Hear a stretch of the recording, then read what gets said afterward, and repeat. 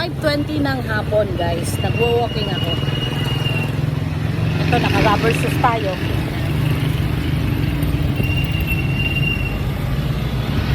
Kasi bumaba na ang araw. Ayan o, nag-sunset na siya siguro. Ayan o,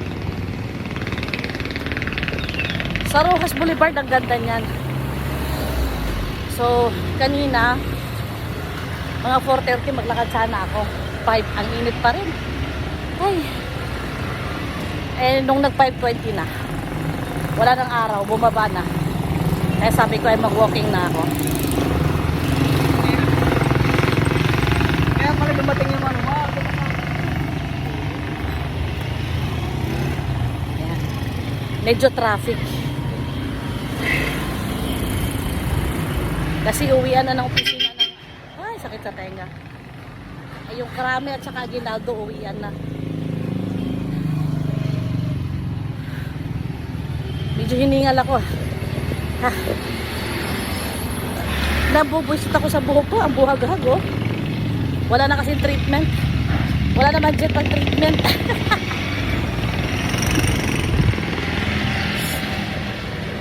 Hindi na ako sinamahan ni Jason kasi kumakain si Jason. So, ako lang isa, naglalakad. Ayan.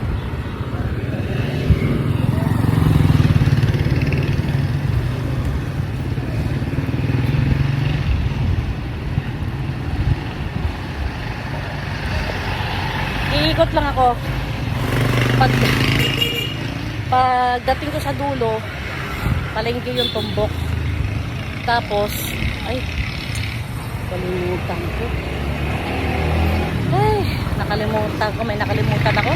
Ang layo na ng bahay. Ay, pagdating ko sa dulo, tumbok ko palengke. Tapos iikot lang ako. Ikot. Tapos balik ulit. Ganun lang yung ano ko. Ganun lang yung walking ko.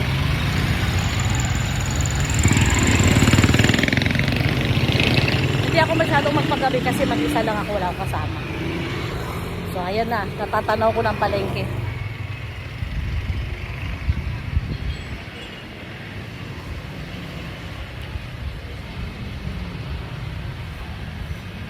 Yan.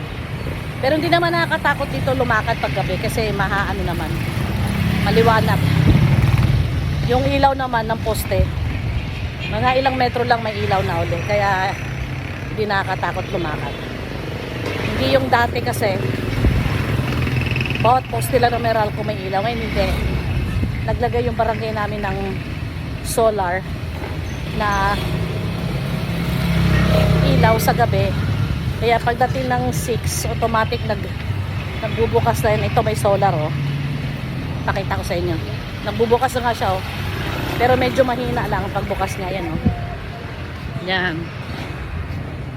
Project ng barangay namin yan. Yan, unti-unti na siyang lumiliwanag. Ayan, oh. Yan, yung solar na yan. So, ang Meralco sa kasi malalayo. Every 30 meters ang Meralco. So, meron siyang alternate siya. Bago magdating ang Meralco, may solar. Kaya, maliwanag dito sa amin paggabi. Ay, tawid.